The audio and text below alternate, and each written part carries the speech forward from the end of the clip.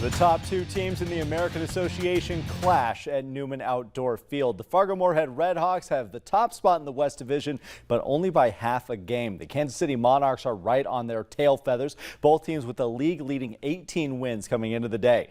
The three-game series to lead the West starts tonight. Corel Prime pulling double duty tonight, starting on the mound and also batting sixth in the lineup, but the Monarchs have runners on early. Chris Herman cracks this one into right field. The first run of the game makes it back home unscathed. Kansas City finishes the frame with a 1-0 lead. They hold that lead until the bottom of the third. Nick Novak puts the Redhawks on the board in style, crushes this one deep into right field, and this one lands on Albrecht Boulevard. The solo shot from Novak ties us up at 1. They'd also get a solo homer from Evan Alexander in this inning to take a 2-1 lead. Heading into the top of the fourth now, Prime starting to hit his stride on the bump. This strikeout swinging puts a bow on a 1-2-3 inning. The Hawks lead 2-1 heading into the fifth. Now this one, of course, went all the way to extra innings. The Monarchs battling back to take a 3-2 win in the series opener. These two teams play again tomorrow.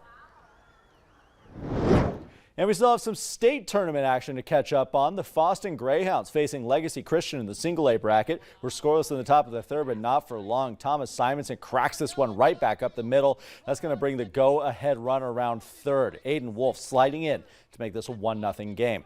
But the Lions would rally back to tie it up heading into the fourth inning. Now, this is good news and bad news for Legacy here. The strikeout is there, but the ball pops loose. Colin Norland doesn't hesitate to sprint in from third. The wild pitch reclaims the Fosston lead. It's a 3-1 game later in the inning. The Greyhounds starting to pour it on. Hudson Bushi with a deep shot into the gap in right center.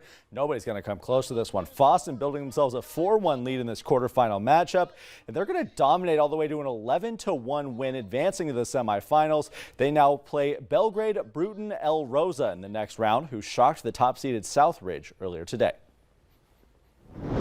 And for the third consecutive year, the Moorhead lacrosse team saw their season come to an end at the hands of the top seed in the state tournament. Benilde St. Margaret's with a 16-4 win to advance to the semifinals. Now, this was a 1-point game at halftime. The Spuds finished the year at 15-2. Their only losses were both to the Red Knights. Our Optimus Volleyball All-Stars finishing up their series in Bismarck tonight. Team Red opening up the scoring here. Bismarck's Peyton Foster sets it up for Reagan Bogenreef. The Cheyenne Mustang finishes it off from there. It's an early 1-0 game. Blue starting to rally back now. Dickinson's Caden Piercy sneaks this one through the front row and all the way back for the kill. Moving to set point for the opening set now. Bismarck Legacy's Chelsea Crom delivering the final kill. Much like last night's game, the first set belongs to the blue team. And the Blue All-Stars finish up the two-game sweep, this time winning each of the 4 sets that were played. They're playing 4 sets in this All-Star game rather than the normal best of 5. Well, they're All-Stars. Got to try to get as much of the volleyball action in as you can. Absolutely. Why not? Because we're not going to have it for a while now. Stick around. Hutch is back in with one more look at your forecast. We will have more hot temperatures on the way. His details next.